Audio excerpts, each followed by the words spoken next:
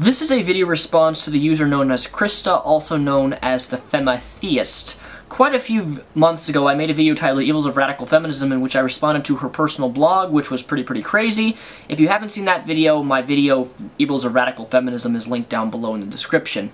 This is a follow-up video. As her account got terminated, she then created another account in which she is now actually showing her face on YouTube and actually making videos.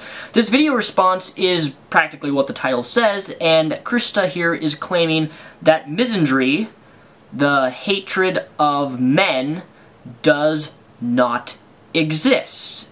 And I completely and strongly, wholeheartedly disagree.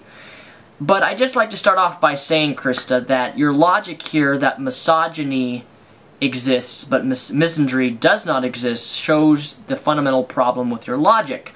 Not only are you saying, practically to use another framework, that a black man cannot be racist or discriminate against a white person, but that the same logic applies that a white man can be racist towards a black person, but a black person cannot be racist towards a white person.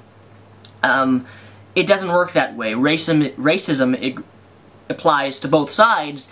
Black, white, Asian, whatever, you can be racist. And the same applies, I believe, for misogyny and misandry, is that I believe both are wrong. I don't believe people should have a hatred towards women, and I certainly don't think that women should have a hatred towards men. Claim that one exists or the other doesn't, or to claim that neither of them exist, is scary to me. But let's just see what you have to say. Hey everyone, it's Krista. I'm here to talk about misandry. A lot of people use this word, which is hardly recognized by any legitimate dictionary, to imply that there is somewhere some form of cultural, institutional, or relational hatred for males. This is entirely untrue. Males all throughout history have been in power, and because they get incredibly frightened when they feel that their power might be slipping, they manipulate language to frame issues differently so as to give themselves leverage. Krista, right here, this is a universal problem. While I do understand what you're trying to say, that men can be manipulative to try to use leverage in language, the likewise also applies to women. Women and men are capable of manipulation, and in fact, I would argue that women are more capable of switching and converting and manipulating language than men are. To be honest, I would argue that. And the reason I'd argue that is because women, I believe, are the masters. They know how to manipulate a man in a way to pretty much get him to do whatever she wants. This idea of manipulating language also applies to women. It's not just only exclusively to men. This is what is being done when they use this term misandry. When you're the one in power, as males are, and when you make up the majority that writes all laws, as males do, and when you make up the majority that controls all media, as males do, you cannot be culturally, institutionally, or relationally discriminated against or oppressed. Period. I would just like to say how wrong you are at this point, mainly because the clips you're about to see are from quite a few different movies, but mostly, does anyone remember the video I did? The Amazing Atheist did a video on this about the whole sexism, when Sharon Osbourne got on television and did the story of when the man got his penis chopped off and thrown into a garbage disposal by his wife because he wanted a divorce, so she cut off his penis, threw it in the garbage disposal, and then Sharon Osbourne and all of her little lady friends got on national television and said how funny it was for a man to have his penis chopped off, and said how floppy it was and how it probably spinned around in that garbage disposal, and on and on and on about a man's penis being chopped off and how funny it was. It was hilarious. When we all know that if that was to be reversed, it wouldn't be tolerated. A woman getting her breast chopped off, her clitoris mutilated and thrown into a garbage disposal, it wouldn't happen. There would be an uproar if males on a TV show made fun of a woman's genitals getting mutilated at all. It just would not be accepted in society. But in society, we allow this against males. My question is, why? Cry. I even kicked a guy in the groin once and he didn't cry. I got the cab. I haven't actually seen the Chippendales, and I can't think of anything worse than sitting staring at some bloke's crotch for 2 hours. Unless, of course, it belonged to Judge Pickles and it was in a liquidator, but... Women and men will frequently laugh at scenes of male castration or any damage to the male groin. Most comedy films, particularly Hollywood films, will have the obligatory shot of a man hitting the balls, or worse. Chested! Hi, little girl. What do you want for Christmas? Sweet mother!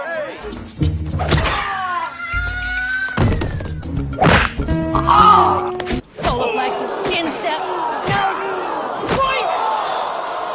One extramarital, and I'll cut it off. Let the woman go. You are under arrest.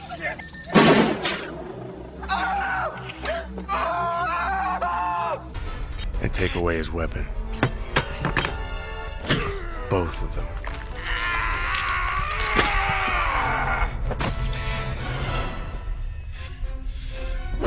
But there simply isn't any depiction of violence against female genitalia, ever. Sexual violence against men on screen is entertainment, but against women it's always serious, and is said to promote misogyny and violence against women. What does sexual violence against men promote? Well, for some, it leads to TV fame. My next guest is a woman who's famous around the world for literally taking the law into her own hands. It's my pleasure to welcome Lorena Bobbitt. Welcome. This is your first appearance on British television, and millions of viewers join me in wanting to know the answer to one question. Cut any good dicks lately? Have you ever seen or heard of a man mutilating a vagina? And if you have, would you expect to see them laughing about it on a talk show? To me, one of the most astonishing things is that men do not get uptight over the fact that they will be laughed at. If I was to be found in the street tomorrow morning with my penis cut off down the road, I would be laughed at. I am so worthless because I'm a male that I would be laughed at. The media would make jokes about me, and there'd be jokes, and men would be doing it too. Men have no idea that that some part of themselves, if you like, is missing. They simply don't consider it. According to the Orange County DA's office, Catherine Q. Becker is accused of cutting off her husband's penis with a knife, taking his penis and throwing it into the garbage disposal.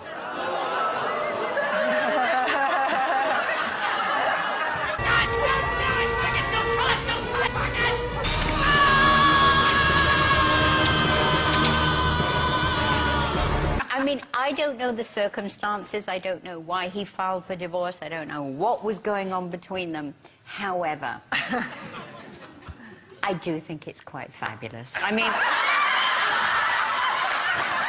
can you just imagine that thing whizzing around the disposal? It's like hysterical. Depending on why she cut it off. I mean, it does depend on the reasons why. Does it? Oh, yeah. Oh,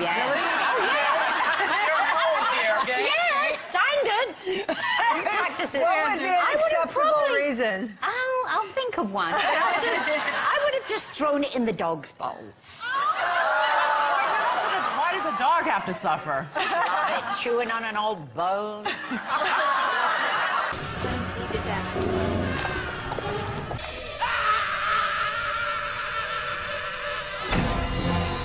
The police. She did. Oh, that was nice.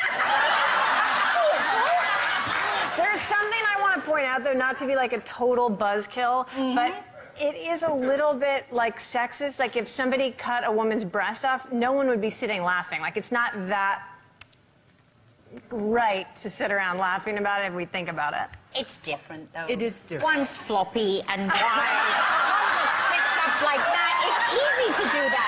Some are floppy. When men are hurt in any way, their suffering isn't taken seriously. And so we will still laugh at Bobbitt jokes, which I think shows us just how hated at a very deep level are men. And there's no doubt in my mind that feminism has had a great deal to do with it. And when men wake up to how they have been demonized by the feminist movement, and they understand how this has been achieved, they will fight back. And that's what's happening now. Welcome, men, to your status in society. To be honest, though, very few things offend me. But the attitude of these women on The View, specifically Sharon Osbourne, that actually offends me, because not only does she insult the fact that I have a floppy penis, which I cannot help due to personal reasons. I mean, if my penis is not erect, it's gonna be floppy. It's just gonna be hanging there. There's nothing I can do about that. And for her to mock that and laugh about it, I get offended by that. Not because she's making jokes about my penis, but because I can't make jokes about a woman in that way. If I would never make a joke about a woman in that way to begin with, being the person I am, but I'm saying that it's like this double standard. It's an obvious double standard that needs to be fixed. But the problem is it's never going to be fixed because women are favored in today's society. While it may be true or not that men may have the majority of power within America, women do in fact have the power to pretty much escape almost anything. I mean, let's just look at prison time. A male murders a person, a female murders a person for the exact same charge, and a female, when she goes to prison, has a lesser sentence than that the man. The man has 25 years in prison, and the female only has 5 years in prison. Why is this? Because she's a woman. Because society favors women, because society looks to women as either, I'm not sure if it's weaker or less harmful, but women are capable of doing the exact same things men are capable of doing. The same misconception that 95% of all males in the world do commit rape. Completely wrong. In fact, I was reading and I was trying to find the article that was on the Department of Justice. But just recently on a Department of Justice 2011 study, if someone could find me the link, I had it up and then I lost it, I couldn't find it again. But it claimed on the Department of Justice website that 40% of rapes are done, or sexual assaults are done by women. And the problem is that most of these sexual reports are not ever reported by men, because when a man says that he's been sexually assaulted or that a woman tried to do something sexually to him, that man is either going to be humiliated. By definition, he will be humiliated. And number 2, people won't take it seriously. And number 3, they're going to think that there's something wrong with him or that he's gay because he didn't want to have sex with a woman. That's really how crazy it has become, that a male, if he says no to sex, is labeled to be gay or he's not right in his mind. To let some women out there, not all guys want to have sex all of the time. Yes, more often than not, rape occurs more by males than females. But a male or female being raped, no matter what the gender, should be treated exactly the same. But it's not. Why? Why? Why?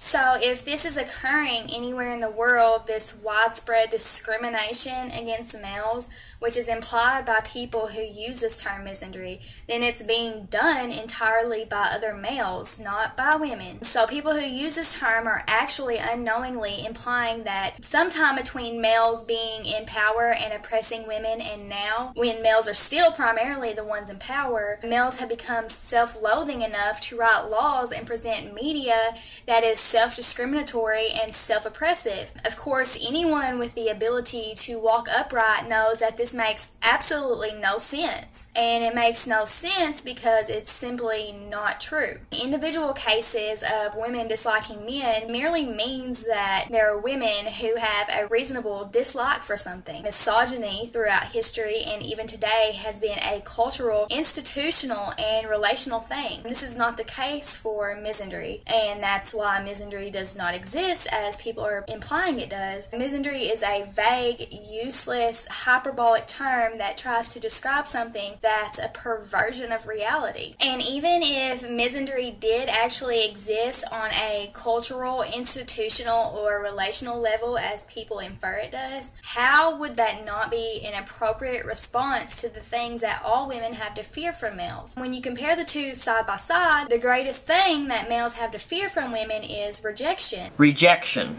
Really? I'm going to be honest. I'm going to tell you my biggest fear of getting involved with a woman.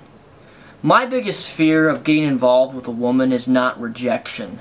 It's getting accepted into a relationship, and then if I don't do certain things that she doesn't want me to do, whether it be, I don't know, buy her a car or buy her items, that she's going to use leverage and say that if you don't do what I want you to do, I'm going to claim rape. The reason I say this is because, well, I was in a relationship with a girl who actually claimed that. she wanted me to do things and wanted me to buy her things, and if I didn't do it, she threatened to kill herself. She threatened to put a bullet through her head. She threatened me of saying that if you do this, if you go to see this movie, which I don't want you to see because you like Scarlett Johansson, I'm going to break up with you, or I'm going to kill myself. Yeah, that's what I was fearful of, because first of all, we all know that society favors women, and if a woman cries rape, doggone it, that guy's guilty. He must have done it. That's really my fear of women. I'm not saying all women are like that, but from my past toxic, terrible chemical relationship that I was in, that's a fear I have. Because I've experienced that. And I never want to go through that experience again. I don't fear the rejection of women. I fear the manipulation and control that women can have on men.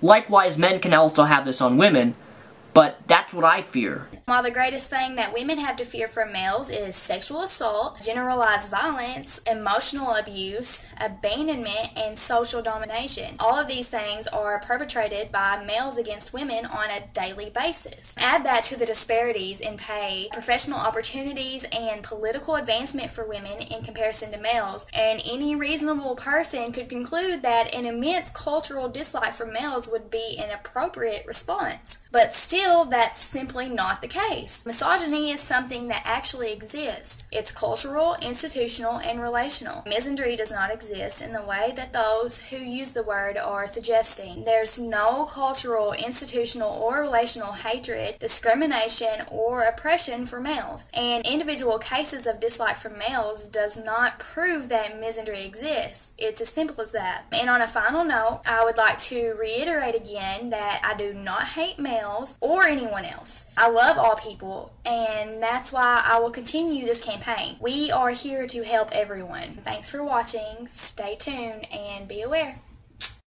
It's a wonderful time of day. Hey, it's a wonderful time of day. Hey, this here is my little stuffed guy I got when I was 7 years old. This is Arthur. I don't know how many people watched the TV show Arthur growing up in the early 90s. I did. I love this show. I'm going to give this to my kid hopefully one day.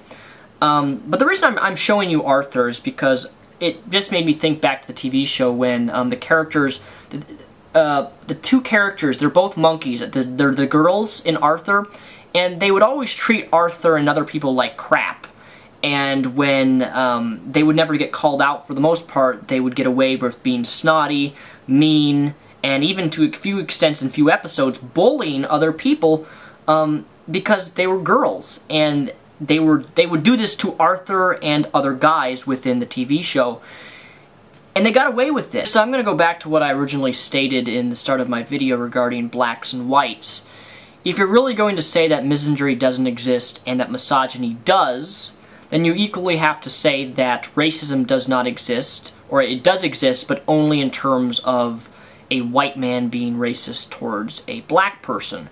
And we all know that this is not true, that racism exists in all different cultures and all different types of places and people. Be in self-denial and say that women are not favored whatsoever in society and that women cannot or will not or can never hate a man is just ridiculous. But to be honest, I can understand why misandry does exist. Same reasons for misogyny. I personally, and this is really my opinion on this, I think that misandry exists against men simply because there are women who happen to trust men.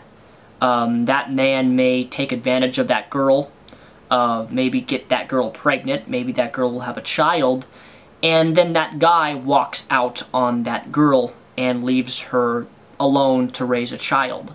If I was in that situation, I would have a lot of distaste, perhaps even in hatred towards men for doing that. Another reason why I believe that misogyny and misandry exists happens to do with the concept of molestation, rape, and sexual assault. It's been pretty much proven, unless a girl goes through therapeutical counseling, that if a woman, a young girl, is sexually assaulted, molested, or raped by her father, her grandfather, her brother, throughout her childhood, that when she grows up, she's going to have a practical hatred and distrust towards men based upon the sexual abuse that she endured in her childhood. And this also applies to males too. If a male is sexually assaulted by another male growing up through his life, that he's going to have a massive distrust and perhaps even hatred towards men. There are so many reasons, and I could go on for hours talking about why misogyny and misandry both exist and why they're both wrong in my opinion. But to deny one but claim the other, that's illogical. Self-denial is a very powerful act. I just wish you were not so rooted in it. What do you say, Arthur?